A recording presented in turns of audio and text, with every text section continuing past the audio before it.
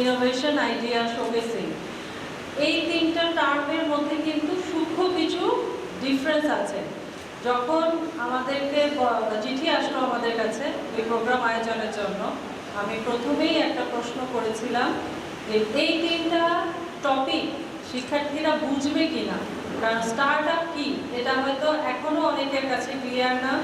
Science project এটা প্রতি বছর হয়ে থাকে, যেটার সাথে শিক্ষার্থীরা ইউজ টু, এবং ইনোভেশন আইডিয়া এটিও অনেক ক্ষেত্রে গোলমেলে হয়ে যায়, বোঝা যায় না যে ইনোভেশন আইডিয়াটা কি।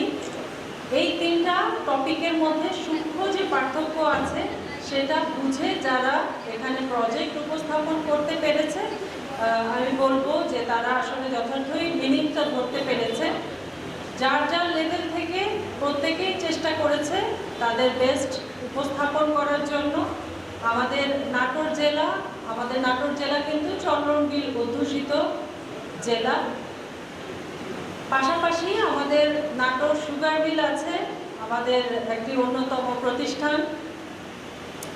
একই সাথে আমি বলবো যে আমাদের নাটোর জেলায় অন্যতম যতগুলো সমস্যা আছে এর মধ্যে একটি হচ্ছে বর্জ্য ব্যবস্থাপনা, যেটি আমি বাংলাদেশের অধিকাংশ জেলাতেই দেখে থাকি, বর্জ্য ব্যবস্থাপনাটা যথাযথ প্রক্রিয়ায় নাই।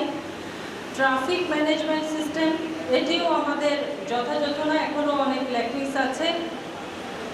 আমাদের এখানে কয়েকটা উপজেলা খরায় আক্রান্ত। এছাড়া আমাদের রিসেন্টলি দেখেছি আমরা ফুয়েলের সংকট। তো মোটামুটি সাম্প্রতিক ইস্যু এবং ভৌগোলিক যে ইস্যুগুলো সবই আমাদের 7টি প্রজেক্টে উঠে এসেছে।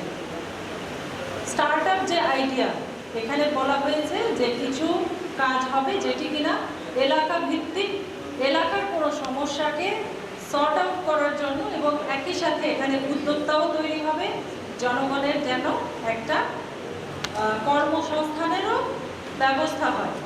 সায়েন্স প্রজেক্ট এটা তো ভেরি কমন, ইউজুয়াল যে প্রজেক্টগুলো আমরা করে থাকি, যে সায়েন্স নলেজ যেগুলো তোমরা বইয়ে পড়ে থাকো, সেটা থেকে ওই সায়েন্সটাকে বাস্তবিক পর্যায়ে কার্যকর করার জন্য যে কার্যক্রমগুলো সেটি তোমরা প্রেজেন্ট করো। এবং ইনোভেশন আইডিয়া যেটি কিনা হচ্ছে বর্তমান একটা কোনো আমাদের টেকনোলজি আছে বা কোনো আইডিয়া আছে, এটাকে আরও কীভাবে সহজতরভাবে মানুষের কাছে পৌঁছে দেওয়া যায়, এই বেসিক কিছু জিনিস।